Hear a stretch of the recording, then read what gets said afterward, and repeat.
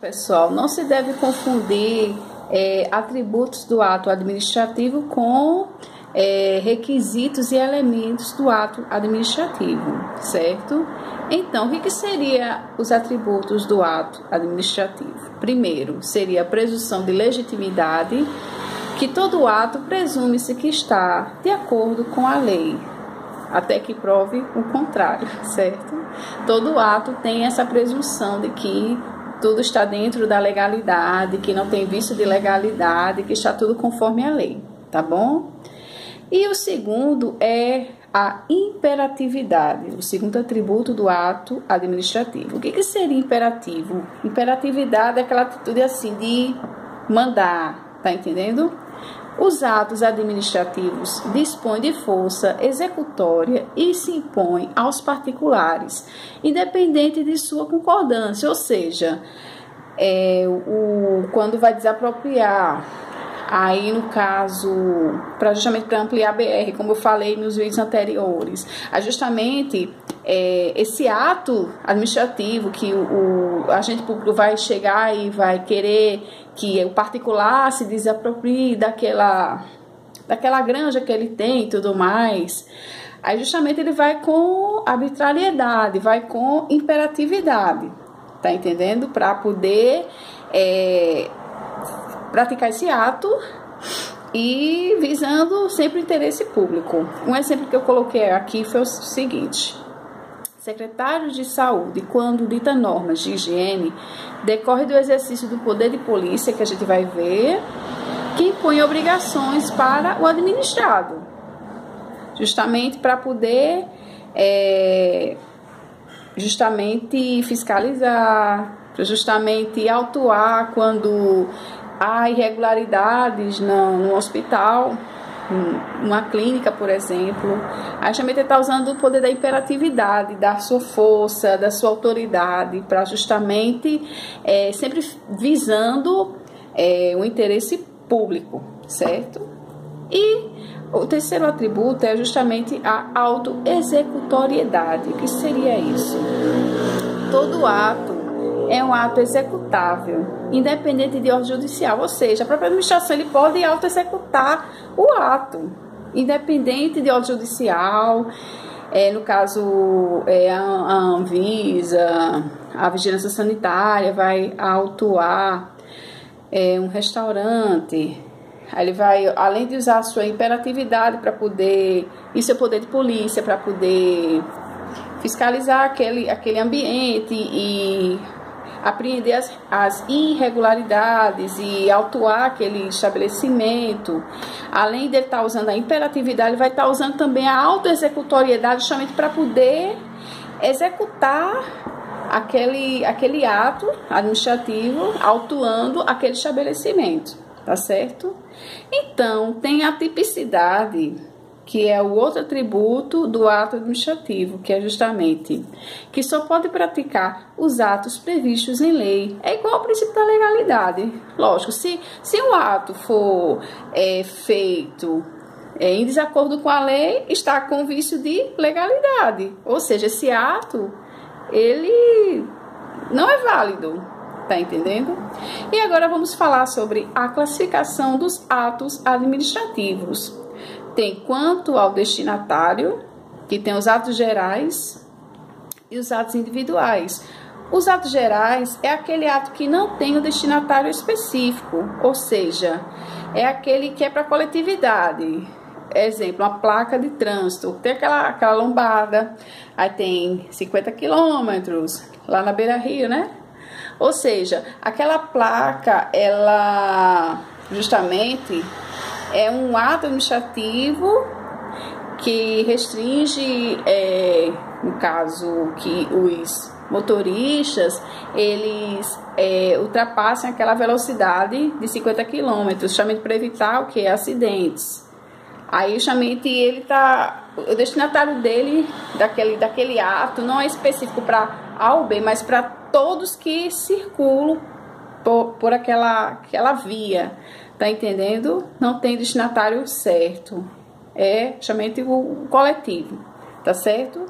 E tem os atos individuais, que é justamente que tem o destinatário certo, ou seja, um exemplo é a licença para a construção de um edifício. Esse é um ato administrativo que tem o destinatário certo, uma pessoa certa, que é individual, ou seja, a pessoa vai pegar na prefeitura um alvará para poder construir um edifício em tal lugar. Aí justamente esse ato vai ser feito, executado para aquela pessoa, para liberar esse alvará para justamente fazer a construção daquele edifício, ou seja, tem o destinatário certo.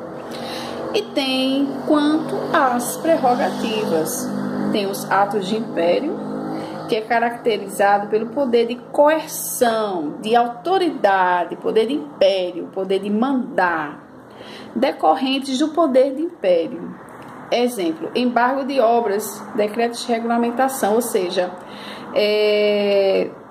no caso, a prefeitura vai embargar uma obra naquele local, aí justamente está usando o poder de império, o poder de mandar, de sua autoridade, no caso, a administração, para embargar tal obra. Aí tem os atos de gestão, que são caracterizados pela gestão da coisa pública, ou seja, é uma aquisição de alienação de bens, é um exemplo de atos de gestão. Tá entendendo o que é justamente a aquisição de alienação de bens, é um dos exemplos. E tem o ato administrativo com a característica de quanto à vontade. Tem o ato simples, composto e complexo. Vamos entender a diferença? O ato simples, basta um agente público manifestar sua vontade.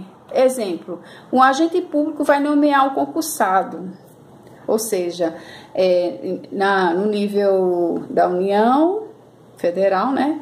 Quem vai nomear um servidor vai ser o quê? O presidente da República, ou seja, só precisa dele para poder nomear aquele servidor. Outro exemplo, a multa, aplicação de multa. Um agente de trânsito vai aplicar uma multa porque tal motorista está dirigindo sem a habilitação. Aí ele vai aplicar uma multa, ou seja, um agente só ele faz e pratica uma ação, um ato administrativo, tá? Aí tem o ato composto, que é justamente mais de um agente público manifestando a vontade de um ato administrativo, e é necessário que os agentes eles trabalhem dentro do mesmo órgão público. Exemplo, um parecer depende de uma homologação. É um ato administrativo que são trabalhadores do mesmo órgão manifestando a mesma vontade e praticando um ato. Tem que ser do mesmo órgão. Esse é o composto. O ato complexo é justamente dois agentes, mas de órgãos diferentes. Olha só. Mais de um agente público manifestando a sua vontade para celebrar um ato. É necessário que os agentes trabalhem em órgãos diferentes. Exemplo, criação de um decreto. No caso, o presidente da República assina e o ministro vai referendar. Ou seja, são dois agentes públicos manifestando a mesma vontade, porém de órgãos diferentes.